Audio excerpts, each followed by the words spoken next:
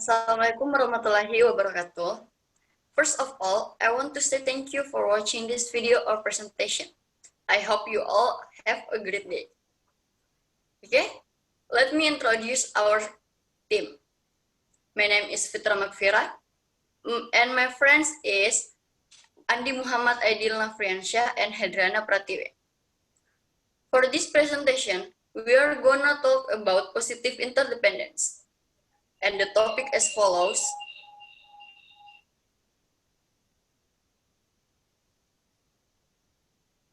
What is positive interdependence?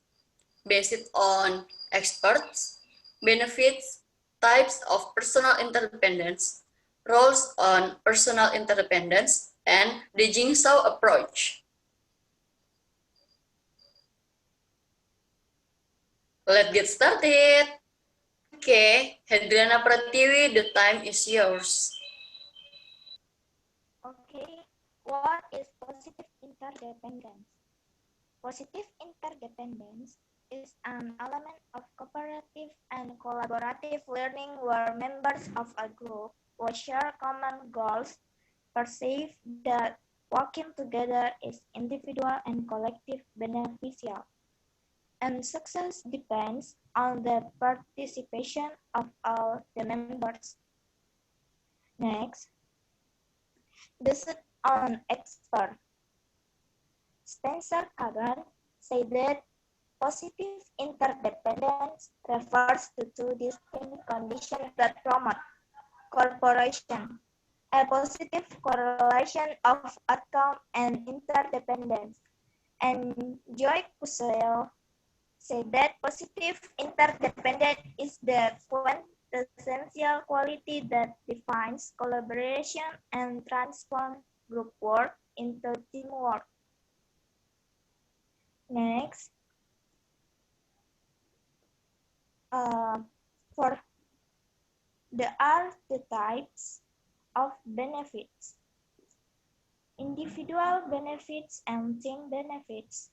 For individual benefits, favorable impact on the physiological health, lower anxiety level, motivation to try harder, and individuals gains trust for others. And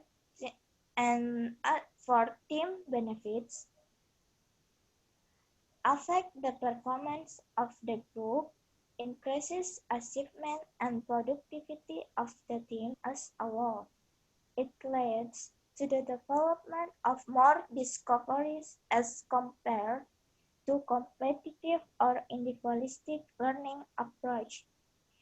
Higher achievement, respect for others' perspective, more integrative agreements, greater liking for each other, and positive attitude towards conflict. And positive relation and social support are formed between members. For the next slide, Aidil will explain the rest.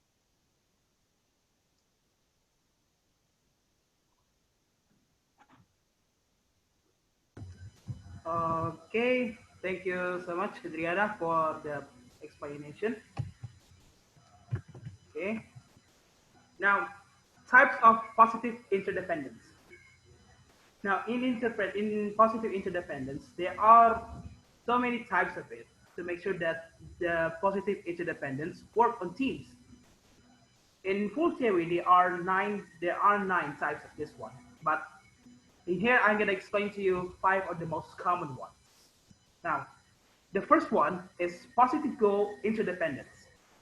Now, in this type, students must realize what they can achieve their learning goals if and only if all the members of the groups also achieve their goals. The second one is positive role interdependence.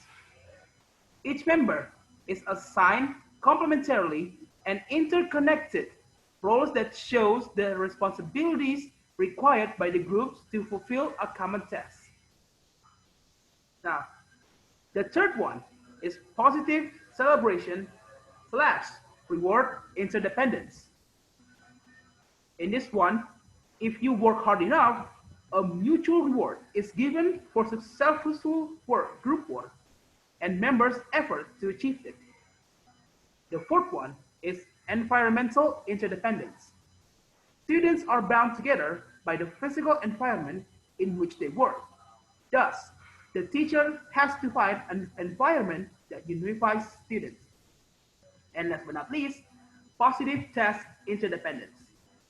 Work has to be organized sequentially. As soon as one team accomplishes its portion, the next team can proceed with its responsibility and so on. Next. Now, besides the types of positive interdependence, there are also roles under positive interdependence. Let's face it. Of course, when there's a team in the group, there's also going to be some roles to it to make sure that some people, the team's excitement or job is work is success. Now, there are many ways of the cooperation works, but there are so many roles of it. But in this one, we're going to show five of the most common ones. The first one is the coordinator plus the leader. Now in this one, the coordinator reminds the team members of the meeting, keep everyone on task during team meetings. So the coordinator watches every one of the team. While doing his work, he also watches the other team to make sure that they finish their part as well. And the second one is the monitor. The monitor works to check to be sure everyone understands the solution and the strategy used to get them. He also, the coordinator, is also getting into it to make sure that everything works well, to make sure everyone works and well, so on. The third one is the recorder. The recorder works is to prepares the final solution to be turned in.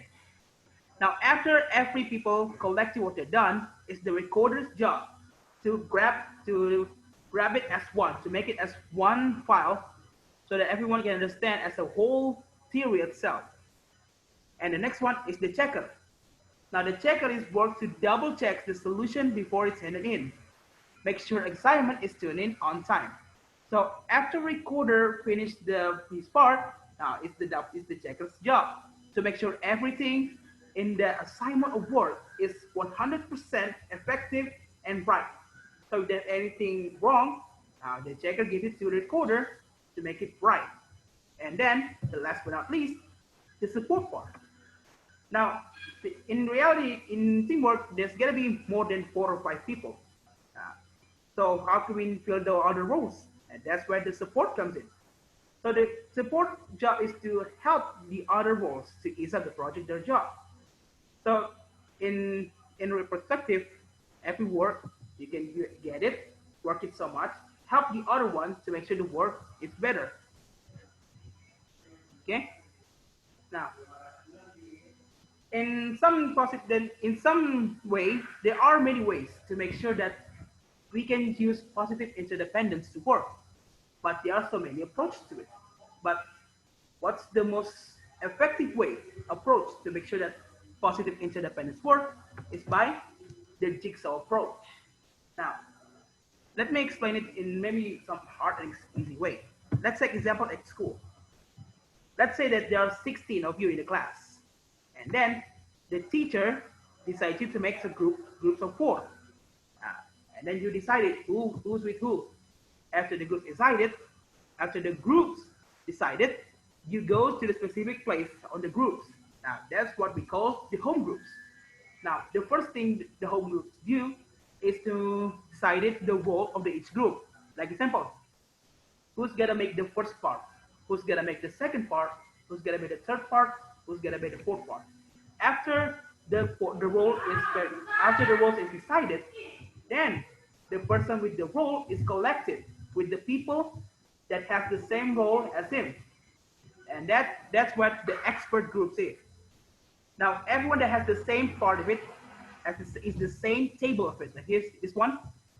Now, everyone has the role of the first one collects here, as well as the second, third, fourth. And their job is to, in the perspective, to collect the material as much as they can in their work. After that's collected, and they're having a great discussion to each other, and after that's done, now it's time for the people to return to their home groups as well, together again. But this time, with the Western material, they collected all the material, the first, the second, the third, the fourth, they collected as one to make it a one full assignment to make and to teach the other person of the group to make sure to understand what the theories are. And after that, then we can decide to send the assignment to the teacher itself and make the work completely well.